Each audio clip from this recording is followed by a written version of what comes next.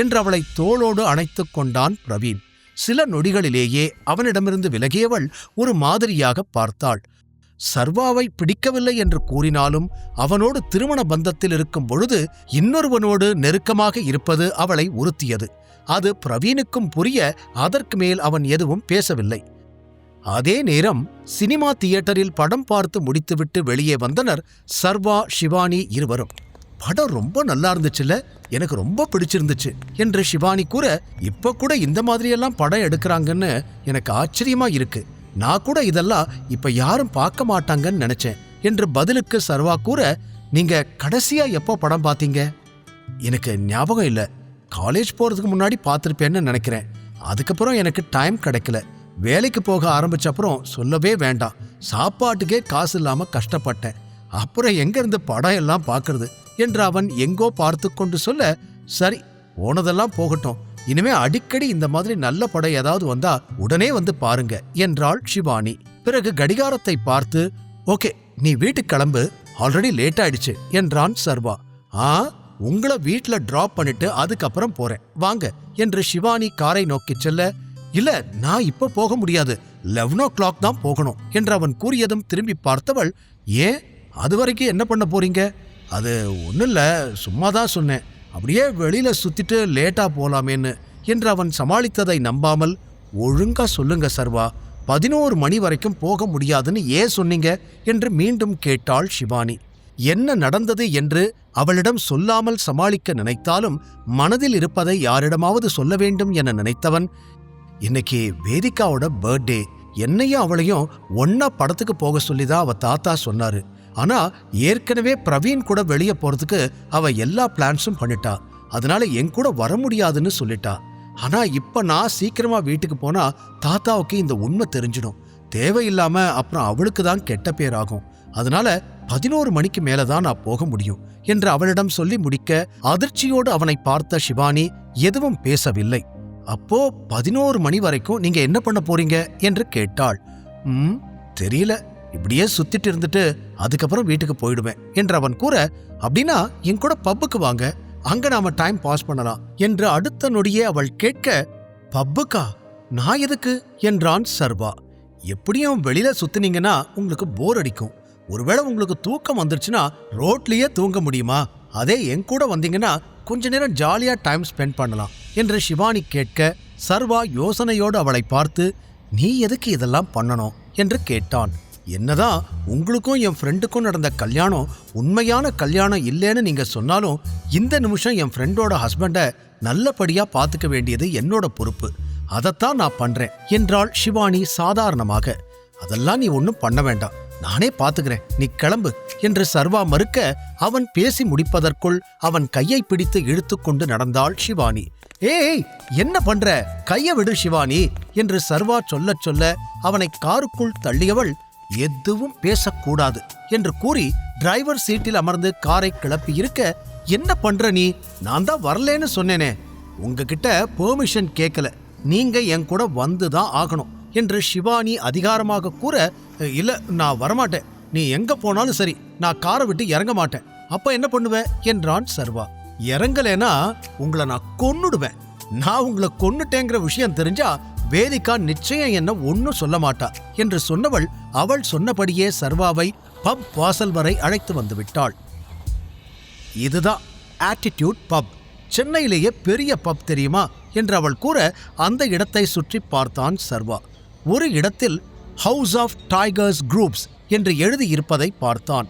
அவன் அடுத்த நொடியே அது தன்னுடையது என்று தெரிந்து அவன் முகத்தில் கர்வ புன்னகை பூக்க ஷிவானி மெயின் கேட்டுக்கு அவனை அழைத்து வந்திருந்தாள். அங்கு நின்ற பவுன்சர் ஐடி கார்டு என்று கை நீட்ட, ஐடி கார்டு வேணுமா? எங்களை பார்த்தா என்ன ஸ்கூல் குழந்தைங்க மாதிரி தெரியுதா? எதுக்கு ஐடி கார்டு என்று கேட்டான் சர்வா. அதுதான் இங்க ரூல்ஸ், ஐடி கார்டு இருந்தா காட்டுங்க, இல்லனா இங்கிருந்து கிளம்புங்க என்று அந்த பவுன்சர் தெளிவாக கூறிவிட்டார். It's okay Sarva, ID card காட்டிட்டு உள்ள போலாம் என்று கூறி ஷிவானி தன்னுடைய கார்டை எடுத்து நீட்டினாள். சர்வாவும் பாக்கெட்டுக்குள் கைவிட்டான். கையில் மாட்டியது என்னவோ டைகர் மெம்பர்ஷிப் கார்டு மட்டும்தான். பணம் மற்றும் ஐடி ப்ரூஃப் அனைத்தும் தன்னுடைய காரிலேயே இருக்கிறது என்று அதற்கு பின்னரே உணர்ந்தவன் அப்படியே நிற்க, என்னாச்சு சார், ஐடி கார்டு காட்டுங்க என்றார் பவுன்சர் மீண்டும். சர்வா இப்போது எப்படி இந்த பப்பிற்குள் செல்வது என்று யோசிக்க ஆரம்பித்திருந்தான். தன்னுடைய டைகர் மெம்பர்ஷிப் கார்டை ஷிவானி முன்னால் காட்டுவானா? சர்வாவின் உண்மையான அடையாளத்தை ஷிவானியால் கண்டுபிடிக்க முடியுமா? வேதிகாவையும் சர்வாவையும் பிரிக்க பிரவீன் என்ன திட்டம் போடப் போகிறான்? சர்வா ஷிவானி இருவரும் டைகர் கம்பெனி கீழிருக்கும் பப் ஒன்றுக்கு வந்திருந்தனர். பவுன்சர் அவர்களின் ஐடி கார்டை கேட்டான். பாக்கெட்டுக்குள் கைவிட்ட சர்வாவின் கையில் மாட்டியது என்னவோ டைகர் மெம்பர்ஷிப் கார்டு. அதை வெளியில் எடுத்துவிட்டு சட்டென உள்ளே வைத்துக் கொண்டான்.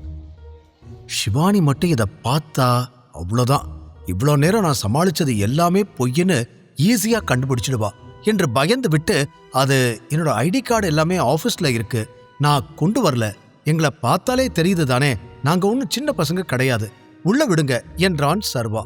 அது என்னோட பிரச்சனை இல்ல, ஐடி கார்டு இருந்தா உள்ள போலாம், இல்லனா போக முடியாது என்று பவுன்சர் திட்டவட்டமாக கூறிவிட்டார். அதான் என் பார்ட்னர் கிட்ட ஐடி கார்டு இருக்குல்ல, ஒருத்தர் காட்டினா பத்தாதா, அது போதும், உள்ள விடுங்க என்று சொல்லி உள்ளே நுழைய முயற்சி செய்தான் சர்வா. எங்கே ஷிவானி ஆபீஸ்ல தான் இருக்கு, போய் எடுத்துட்டு வாங்க என்று கூறி விடுவாளோ என்ற பயம் வேறு அவனுக்கு இருந்தது. ஆனால் அவனை உள்ளே விடாமல் கையை குறுக்கே நீட்டிய பவுன்சர், உங்ககிட்ட ஐடி கார்டு இல்ல, ஆனா கண்டிப்பா உள்ள போயே ஆகணும்னா உங்களுக்கு நான் ஒரு ஆஃபர் வச்சிருக்கேன், ரூபா 3000 எனக்கு கொடுங்க, உள்ள போய் ஜாலியா என்ஜாய் பண்ணிக்கோங்க என்று லஞ்சம் கேட்க சர்வாவின் ரத்தம் கொதித்து போனது. அப்படின்னா இங்க வர சின்ன பசங்களை கூட இப்படிதானே லஞ்சம் வாங்கிட்டு உள்ள விடுவாங்க, என் டைகர் பிராண்டோட பேரே கெட்டு போயிடுமே என்று அவன் ஏதேதோ யோசித்து அந்த பவுன்சரை முறைக்க, அவ்வளவுதானே இருங்க என்று பணத்தை எடுத்து நீட்டி இருந்தாள் ஷிவானி. அதை வாங்கி எண்ணிக்கொண்டே, இப்ப நீங்க உள்ள போலாம், உங்களை யாரும் தடுக்க மாட்டாங்க என்று அந்த பவுன்சர் சிரித்துக் கொண்டு சொல்ல, போலாம் சர்வா என்றாள் ஷிவானி.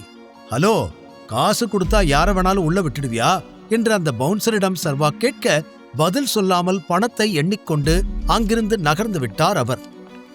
என்ன ஷிவானி, அவன் லஞ்சம் கேட்கிறான், நீயும் கொடுத்துட்டு அசால்ட்டா வர என்று சர்வா கேட்க, கமான் சர்வா, எதுக்கு இப்ப இவ்ளோ டென்ஷன் ஆகுறீங்க, உள்ள போறதுக்கு அலோ பண்ணிட்டாங்க, உள்ள போய் என்ஜாய் பண்றத பத்தி மட்டும் யோசிங்க, எதுக்கு என்னென்னமோ பேசிக்கிட்டு இருக்கீங்க என்று அவனை அழைத்துக் கொண்டு உள்ளே இருக்கும் பப்புக்குள் வர அங்கு பலத்த மியூசிக்குடன் ஆடல் பாடல் அரங்கேறிக் கொண்டிருந்தது. அனைத்தையும் சுற்றி பார்த்த ஷிவானி, வாவ், பப்பு சூப்பரா இருக்கு என்று கூறி சர்வாவை டான்ஸ் ஆட அழைத்தாள். அவள் காதருகில் சென்று, ஒரு நிமிஷம் வாஷ்ரூம் போயிட்டு வந்துடுறேன் என்று கூறி அங்கிருந்து நகர்ந்தான் சர்வா. ஓகே என்று கூறிய ஷிவானி தனியாக நடனமாடச் சென்று விட்டாள். இந்த பக்கம் வந்த சர்வா, காலையிலிருந்து எல்லா செலவையும் அந்த பொண்ணேதான் பண்றா, இங்க பப்புல ஆகிற செலவையாவது நாம கொடுக்கணும் என்று நினைத்தவன் தன்னுடைய டைகர் மெம்பர்ஷிப் கார்டை வைத்து அதை செய்ய முடிவு செய்தான். இருந்தும் ஒருவேளை இந்த பணத்தை நான் தான் கொடுத்தேன்னு தெரிஞ்சதுன்னா மறுபடியும் அவளுக்கு என் மேல சந்தேகம் வந்துருமோ என்ற கேள்வி வேறு அவனுக்குள் இருக்க, நேராக வாஷ்ரூம் உள்ளே நுழைந்திருந்தான். என்ன செய்வது என்று அவன் சிந்தித்துக் கொண்டிருந்த நேரம் அவனுக்கு பின்னால் வந்த 2 நண்பர்கள் பேசியபடி கை கழுவ வந்தனர். சர்வா அமைதியாக அவர்கள் பேசுவதை கேட்டான். அதில் ஒருவன், ஏ மோகன், உனக்கு விஷயம் தெரியுமா, டைகர் திரும்ப வந்துட்டதா எல்லாரும் பேசிக்கிறாங்க, ரொம்ப வருஷத்துக்கு அப்புறம் மறுபடியும் டைகர் தன்னுடைய எல்லா கம்பெனியையும் டேக் ஓவர் பண்ணிக்கிட்டாராமா என்று கூற, அருகில் கண்ணாடியில் முகத்தை பார்த்து கொண்டிருந்த இன்னொருவன், கேள்விப்பட்டேன், ஆனா என்ன நடக்குதுன்னு ஒன்னும் புரியல, இதுக்கு முன்னாடியே இந்த மாதிரி தான் டைகர் வரப்போறாருன்னு சொன்னாங்க, ஆனா யாருமே வரல, பட் ஒரு விஷயம், அவங்க உண்மையை சொல்றாங்களோ இல்ல பொய் சொல்றாங்களோ, டைகர்ங்கிற பேரை கேட்டா எல்லாருமே பயப்படுறாங்க, அதத்தான் இவங்க எல்லாரும் யூஸ் பண்ணிக்கிறாங்க என்று கூறினான். சர்வா அவர்கள் பேசுவதை கவனமாக கேட்டுக்கொண்டிருந்தான். கை கழுவி முடித்திருந்தாலும் அந்த இடத்தை விட்டு அவன் நகரவே இல்லை.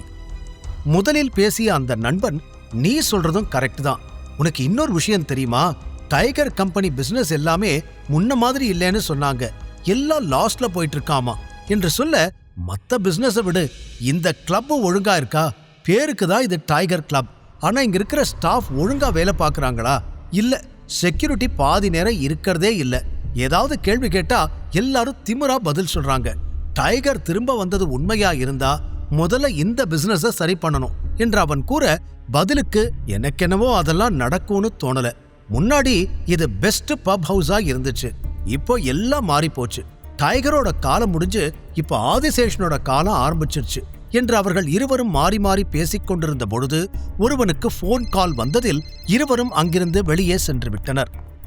அவர்கள் சென்ற பின் கை கழுவுவதை நிறுத்திய சர்வா அவர்கள் சொன்னதை பற்றி சிந்தித்துக் கொண்டே வெளியில் வந்தான். நான் நினைச்சதை விட பிசினஸ் நிலைமை ரொம்ப மோசமாயிருக்கு, ஏதாவது பண்ணி எல்லாத்தையும் சரி பண்ணணும் என்று சிந்தனையோடு மீண்டும் டான்ஸ் ஃப்ளோருக்கு வந்தவன் ஷிவானியை தேடினான்.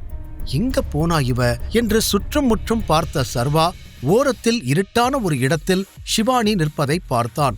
அவளை நோக்கி 2 அடிகள் எடுத்து வைத்த பிறகுதான் அவள் அருகில் 2 ஆண்கள் ஆடுவதும் அவ்வப்போது ஷிவானியை உரசுவதுமாக இருப்பதை கவனித்தான். அதை பார்த்ததும் சர்வாவிற்கு கோபம் வந்தது. வேகமாக அவர்கள் அருகில் சென்றான். அதே நேரம் அங்கு ஓடிக்கொண்டிருந்த பாட்டு சத்தமும் அதிகரிக்க யாரோ வேண்டுமென்றே செய்வது போல தோன்றியது. முழு கதையையும் கேட்டு மகிழ பாக்கெட் FM ஏப்பை டவுன்லோட் செய்யுங்கள். லிங்க் டிஸ்கிரிப்ஷனில் கொடுக்கப்பட்டுள்ளது.